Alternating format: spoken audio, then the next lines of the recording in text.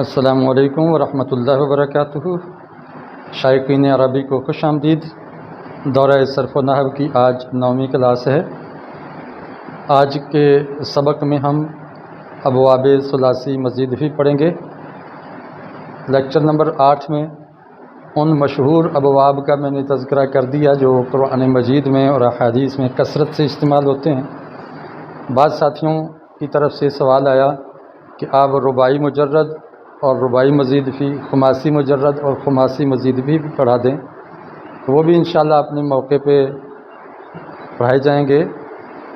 چونکہ ہمارے پیش نظر ایسے قواعد کو جاننا ہے کہ جو قرآن مجید کو براہ راست سمجھنے کے لیے بہت ہی ناگزیر ہیں اور کثرت سے ان کا استعمال ہوتا ہے۔ پھر ابواب مزید فی میں ہر باب کی کچھ خصوصیات ہیں۔ ایک سوال یہ آیا کہ ان خصوصیات کو ہم کیسے پہچانیں گے، اس کے بارے میں بھی بتائیں۔ تو پچھلے لیکچر میں نے ایک خاصہ بیان کیا تھا، جبکہ ایک باب کے 4 خصوصیات بھی ہو سکتی ہیں، 5، 6، 7، اور کوئی ایسے بھی ابواب ہیں کہ ایک خصوصیت 3-4 ابواب میں پائی جاتی ہے، مثلا متعدی بنانے کی یا لازم بنانے کی۔ تعدیہ اور لزوم کی خصوصیت کئی ابواب میں پائی جاتی ہے، تو یہ الگ ایک تفصیلی بیان چاہتا ہے، تو اس میں انشاءاللہ اس کو ہم واضح کرنے کی کوشش کریں گے۔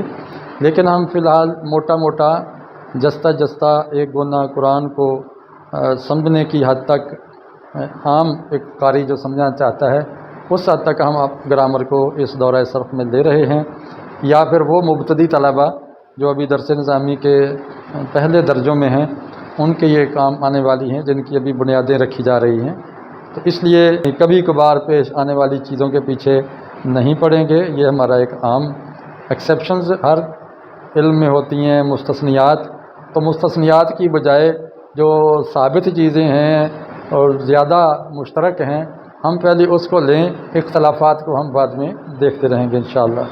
میں نے آپ کے سامنے قرآن مجید کے پہلے 2 پاروں سے کچھ الفاظ لے کے مزید بھی کے، تو اس کو ماضی اور مضارع میں تبدیل کر کے لکھ دیا ہے، تاکہ ایک تو اس کا وزن آپ کو یاد ہو جائے، اور دوسرا اگلے مرحلے میں وہ آیات بھی درج کی جا سکتی ہیں، اور آیات کے اتنے حصے جس کے اندر یہ ابواب آتے ہیں۔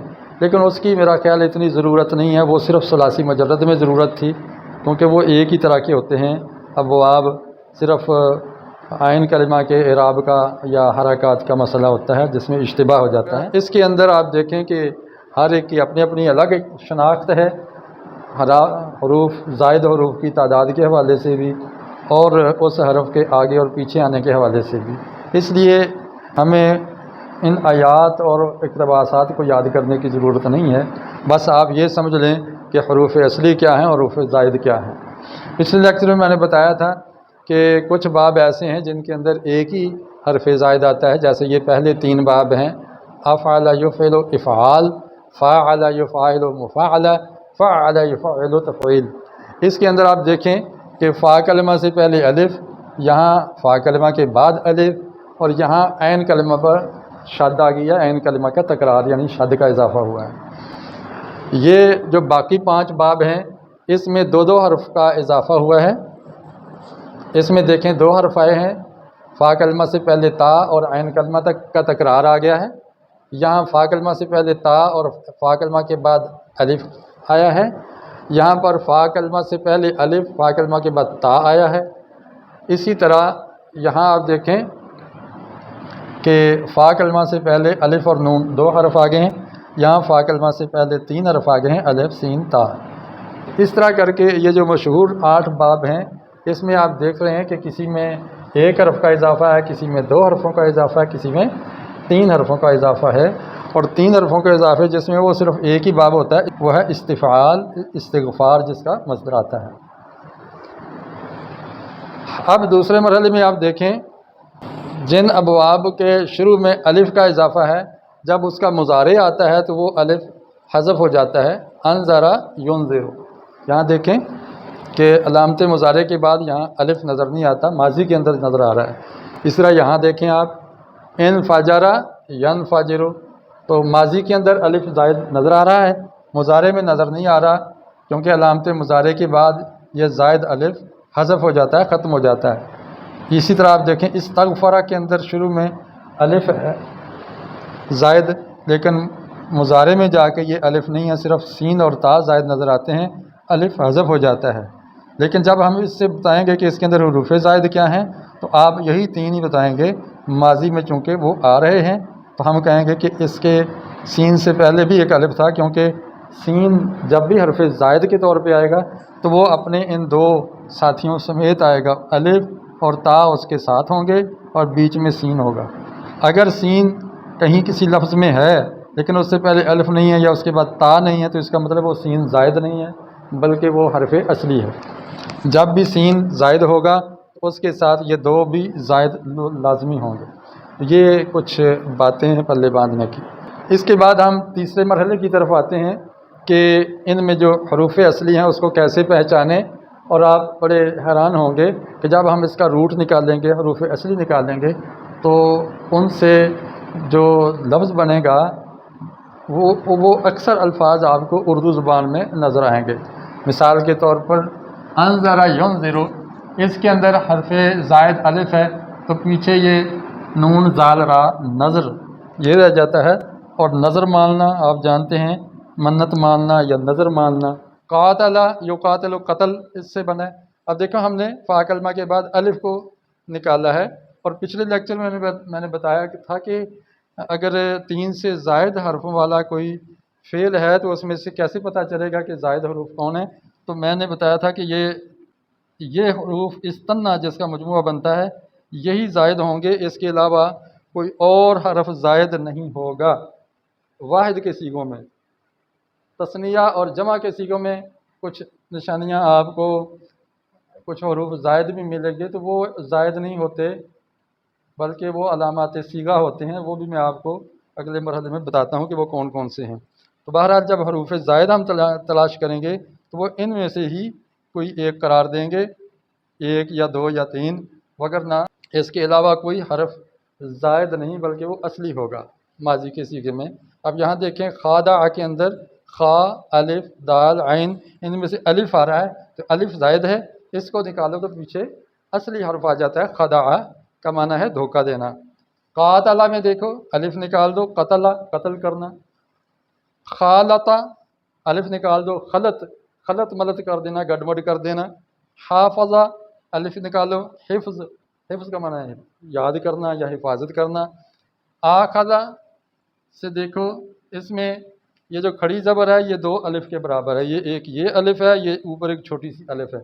इनमें से एक अलिफ को निकालेंगे, एक अलिफ को बाकी रहने देंगे, वो अलिफ असल में हमज़ा है तो बन जाएगा अखज़ा, जो यहाँ भी नज़र आ रहा है। अखज़ा अखज़ करना यानी पकड़ लेना। सद्दक़ा से सिदक आ गया, सच्चाई। ज़ब्बह से ज़िबह ज़िबह करना, छुरी यानी जानवर के गले पे छुरी चलाना तकबीर पढ़ के। तफज्जर या तफज्जर में भी आप देखें कि दो हर्फ ज़ायद हैं। इसमें एक ता है जो इस्तन्ना में से ता आ गई और शद आ गई है, ये शद है। इसको निकाल दें ता और शद को तो पीछे फजर रह जाता है।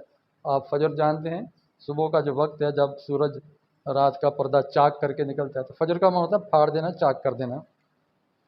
तबद्दल या तबद्दल, इसमें ता और शद निकालें, बदल तो बदल देना, तब्दीली कर देना। तअल्लम भी ता और शद निकालो, इल्म। अब यहाँ अल्लमा युअल्लिमु सिखाना और तअल्लम होता है सीख लेना। तकब्बला या तकब्बलो कबाला आ जाएगा। इसी तरह तोहर तहारत पाकीज़गी, तशक्का से शक करना, फाड़ देना। तरब्बस रबसा का माना होता है इंतज़ार करना। तफक्कर फ़िक्र सोच, ता और शद निकालो।